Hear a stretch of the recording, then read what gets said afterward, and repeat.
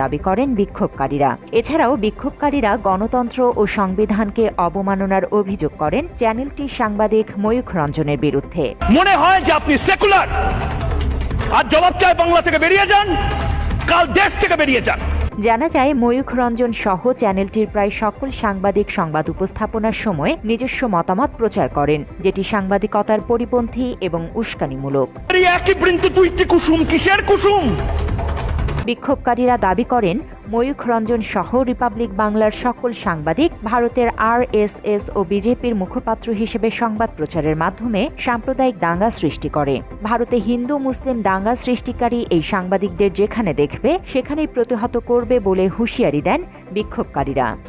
রাস্তায় ধরে ওদের মারো, অলিতে গলিতে যেখানে নিউজ করতে যাবে ওদের পেটাও। জানা যায় সংবিধান বিরোধী ও সাম্প্রদায়িক উস্কানিমূলক বিদ্বেষ ছড়ানোর অভিযোগ